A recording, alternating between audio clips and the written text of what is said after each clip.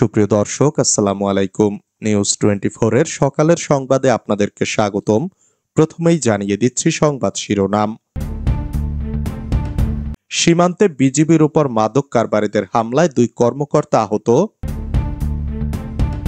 জামায়াতের সম্মেলনে আওয়ামী লীগ নেতা।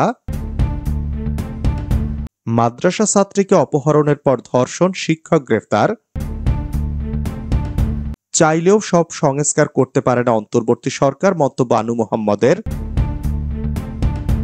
বিচার প্রক্রিয়ার মধ্য দিয়ে আওয়ামী লীগকে নিষিদ্ধ করতে হবে, দাবি বিএনপি নেতা অ্যানির। যে কোনো জাতীয় ইস্যুতে ঐক্যবদ্ধ থাকবে বিএনপি জামায়াত, মন্তব্য গোলাম পরওয়ারের। শুনছিলেন সংবাদ শিরোনাম। পুরো খবর পেতে ভিডিওটি শেষ পর্যন্ত দেখুন। সর্বশেষ সংবাদ পেতে চ্যানেলটি সাবস্ক্রাইব করুন। এবার বিস্তারিত। সীমান্তে বিজিবির ওপর মাদক কারবারিদের হামলায় 2 কর্মকর্তা আহত। কুমিল্লার 14 গ্রামের ঘোলপাশা ইউনিয়নের ভারত সীমান্তবর্তী শালুকিয়া গ্রামে বিজিবির উপর মাদক কারবারিরা হামলা করেছে। এ সময় বিজিবির নায়েক মোহাম্মদ আবু জাফর ও ল্যান্স নায়েক সাইদুল ইসমাল আহত হয়েছেন। শুক্রবার সকালে এ ঘটনায় বিজিবির ক্যাম্প কমান্ডার বাদী হয়ে 8 জনের নাম উল্লেখ করে 48 জনের বিরুদ্ধে থানায় মামলা করেছেন। রাতে তথ্যটি জানিয়েছেন থানার ভারপ্রাপ্ত কর্মকর্তা মোহাম্মদ হিলাল উদ্দিন আহমেদ। জামায়াতের সম্মেলনে আওয়ামী লীগ নেতা। কুমিল্লার লালমাই উপজেলার বাগমারা উত্তর ইউনিয়নের সৈয়দপুরে জামায়াত ইসলামের ইউনিয়ন সম্মেলন হয়েছে। শুক্রবার দুপুরে অনুষ্ঠিত সম্মেলনে জামায়াতের নেতাকর্মীদের সাথে প্রথম সারিতে ইউনিয়ন আওয়ামী লীগের যুগ্ম সাধারণ সম্পাদক রফিকুল ইসলামকে দেখা গেছে। এই নিয়ে ফেসবুকে মিশ্র প্রতিক্রিয়া দেখা দিয়েছে। স্থানীয়রা জানান, সাবেক অর্থমন্ত্রী ও কুমিল্লা জেলা আওয়ামী লীগের সভাপতি আহম মুস্তফা কামালের ইউনিয়নের আওয়ামী লীগের এই নেতা গত বছরের 5ই আগস্টের পর কিছুদিন আত্মগোপনে ছিলেন। পরবর্তীতে এলাকায় ফিরে জামায়াতের ব্যানারে বিভিন্ন কর্মসূচিতে অংশগ্রহণ শুরু করেন।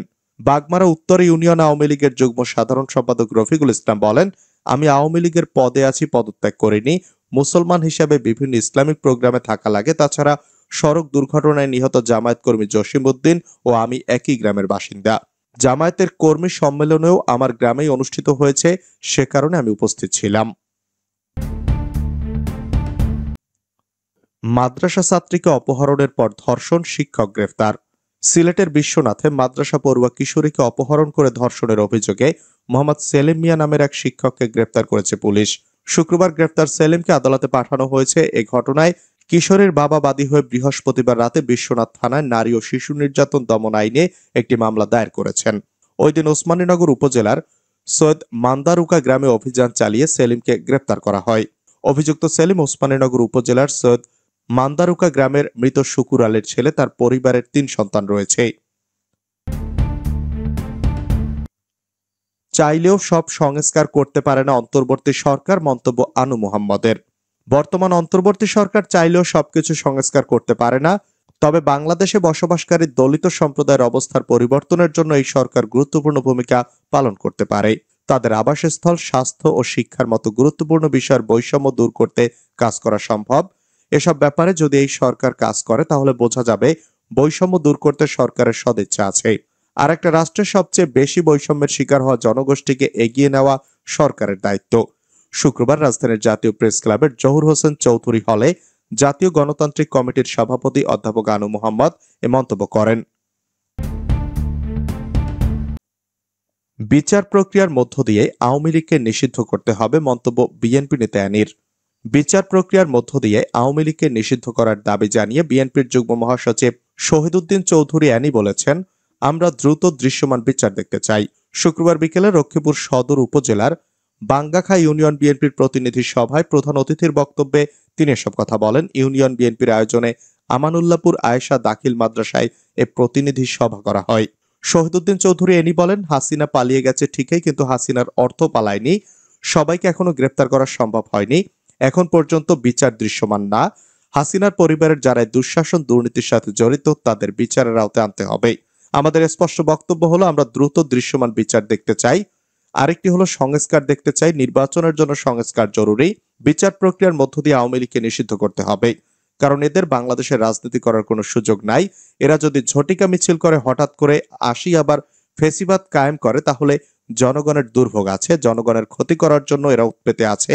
এদের যে ভুল হয়েছে একবারও এসে জনগণকে বলেনি, বরং হুঙ্কার দিচ্ছি ঝটিকা মিছিল করে দেখিয়ে দেবে, কিন্তু জনগণ তাদের সেই সুযোগ দেবে না। যে কোনো জাতীয় ইস্যুতে ঐক্যবদ্ধ থাকবে বিএনপি জামায়াত, মন্তব্য গোলাম পরওয়ারের। বাংলাদেশ জামায়াত ইসলামের সেক্রেটারি জেনারেল মিয়া গোলাম পরওয়ার বলেছেন, বিএনপি ও জামায়াত যেভাবে গত 16 বছর নির্যাতন সহ্য করে আন্দোলনের মাধ্যমে হাসিনাকে উৎখাত করেছে, সেভাবেই সামনে যে কোনো জাতীয় ইস্যুতে ঐক্যবদ্ধ থাকবে। শুক্রবার সন্ধ্যায় কুমিল্লার 14 গ্রামে পথসভায় প্রধান অতিথির বক্তব্যে এসব কথা বলেন তিনি। সংস্কার ও বিচার ছাড়া কোনো নির্বাচন নিরপেক্ষ হতে পারে না মন্তব্য করে মিয়া গোলাম পরওয়ার বলেন, 15 বছর আমাদের নেতাদের হত্যা করে খুনি হাসিনা ও তার সহযোগীরা দেশকে রক্তের বন্যায় ভাসিয়ে দিয়েছেন, তাদের বিচার হতে হবে। বিচার দৃশ্যমান করে নির্দিষ্ট সময়ের মধ্যে নির্বাচন হতে হবে এবং জামায়াত ইসলামী সেই নির্বাচনে অংশগ্রহণ করবে। জামায়াতের সেক্রেটারি জেনারেল আরো বলেন, অন্তর্বর্তীকালীন সরকারের প্রধান অধ্যাপক মোহাম্মদ ইউনূসের নেতৃত্বে অন্তর্বর্তী সরকার নির্বাচিত জনপ্রতিনিধির হাতে ক্ষমতা হস্তান্তরের একটি ডেডলাইন ইতিমধ্যে দিয়েছে। আমরা চাই এ সময়ের মধ্যেই সব সংস্কার করে মানবতা বিরোধী অপরাধীদের বিচার করে নির্বাচন দেন। আমরা সেই নির্বাচনের জন্য প্রস্তুত আছি। দর্শনায় পুলিশ কনস্টেবলের ঝুলন্ত মরদেহ উদ্ধার। চুয়াডাঙ্গার দর্শনা জয়নগর ইমিগ্রেশন চেকপোস্ট সংলগ্ন পুলিশ ব্যারাক থেকে শামীম রেজা সাজু নামে এক কনস্টেবলের ঝুলন্ত মরদেহ উদ্ধার করা হয়েছে। শুক্রবার সকালে ব্যারাকের 2য় তলার একটি কক্ষ থেকে তার মরদেহ উদ্ধার করা হয়। পুলিশের সহকর্মীরা জানান, সকাল 8:30টার দিকে দায়িত্বে অনুপস্থিত থাকায় শামীম রেজাকে খুঁজতে যান তার সহকর্মীরা। দরজা বন্ধ পেয়ে জানালা দিয়ে উকি দিয়ে ফ্যানের সঙ্গে ঝুলন্ত অবস্থায় তাকে দেখতে পান। পরে দর্শনা থানার পুলিশ কনস্টেবল ঘটনাস্থলে গিয়ে মরদেহ উদ্ধার করে। নিহত শামীম কুষ্টিয়ার মিরপুর উপজেলার ঝুটিয়াডাঙ্গা গ্রামের হোসেন আলীর ছেলে। তিনি 6 মাস আগে দর্শনা ইমিগ্রেশন বিভাগে যোগ দেন। নতুন ভবনের 2য় তলায় একা একটি কক্ষে থাকতেন। দর্শনা থানার ভারপ্রাপ্ত কর্মকর্তা মোহাম্মদ শহীদ তিতুমির বলেন, মানসিকভাবে বিপর্যস্ত হয়ে তিনি আত্মহত্যা করে থাকতে পারেন বলে প্রাথমিকভাবে ধারণা করা হচ্ছে। বিষয়টি তদন্তাধীন রয়েছে। মরদেহ উদ্ধার করে ময়না তদন্তের জন্য চুয়াডাঙ্গা সদর হাসপাতাল মর্গে পাঠিয়েছে পুলিশ। বাংলাদেশি যুবককে ধরে নিয়ে বিএসএফকে দিল ভারতীয়রা। লালমনিরহাটের পাটগ্রাম সীমান্ত লাগোয়া বাংলাদেশের ভুট্টা ক্ষেতের পাতা ছেঁড়ার সময় এক বাংলাদেশি যুবককে ভারতীয়রা ধরে নিয়ে গিয়ে তাদের সীমান্তরক্ষী বাহিনী বিএসএফকে দিয়েছে বলে অভিযোগ উঠেছে। বাংলাদেশের যুবকের নাম আজিনুর রহমান। তিনি বাউরা ইউনিয়নের জমগ্রাম ডাঙ্গাটারি গ্রামের নূর হোসেনের ছেলে। ঘটনার সত্যতা নিশ্চিত করে বাউরা ইউনিয়ন পরিষদের 1 নম্বর ওয়ার্ডের ইউপি সদস্য আসাদুল হক জানান, শুক্রবার দুপুর 2টার দিকে পাটগ্রামের বাউরা ইউনিয়নের জমগ্রাম ভাঙ্গাটারি গ্রামের মেইন পিলার 801-এর সাব পিলার 10-11 সংলগ্ন এলাকায় এ ঘটনা ঘটে। এ নিয়ে সীমান্ত উত্তেজনা বিরাজ করছে।